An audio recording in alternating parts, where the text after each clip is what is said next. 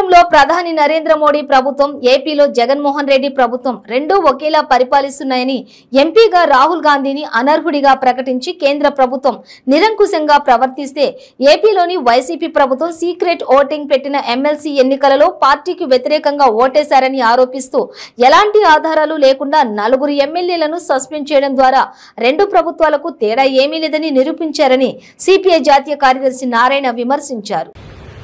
అటు బీజేపీ కేంద్రంలో రాష్ట్రంలో వైసీపీ రెండు దుందుగానే ప్రవర్తిస్తూ ఉన్నాయి.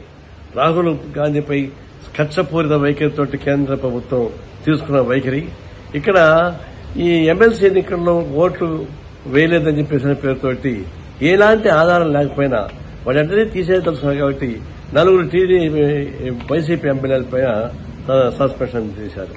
అంటే ఇదేంది సీక్రెట్ బ్యాలెట్, అది చేయడం సాధ్యం కాదు, వెరిఫై కూడా చేయలేదు. ఒక దుందుడుక వైఖరితోటి ఈ విభేదించే వాళ్ళందరినీ మట్టుబెట్టాలనే ఉద్దేశంతో వైసీపీ జగన్మోహన్ రెడ్డి ఇక్కడ ప్రయత్నించిన 4 ఎమ్మెల్యేలని సస్పెండ్ చేస్తే, కేంద్రంలో రాహుల్ గాంధీ తాడి తట్టుకోలేని వాళ్ళు ఇన్వెస్టిగేషన్ ఏజెన్సీస్ అన్నింటిని ఉపయోగించుకొని అతన్ని కన్విక్ట్ చేయించడంతో పాటు చివరికి ఈ పార్లమెంట్లో నుంచి కూడా అతన్ని రద్దు చేసేటువంటి ఏర్పాటు చేస్తున్నారు. ఈ రెండు కూడా ఒక విధంగా నిరాశ నిస్పృహ నుంచి చేసేటువంటి ఒక వైఖరి తప్ప ఇంకోటి కాదు.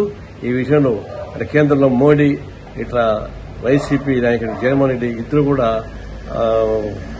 అరాచకమైనటువంటి అనాగరికమైనటువంటి రాజకీయ పద్ధతి, కార్య పద్ధతుల్లో అవలంబిస్తున్నారు. వాళ్ళని మేము తీవ్రంగా ఖండిస్తా ఉన్నాం.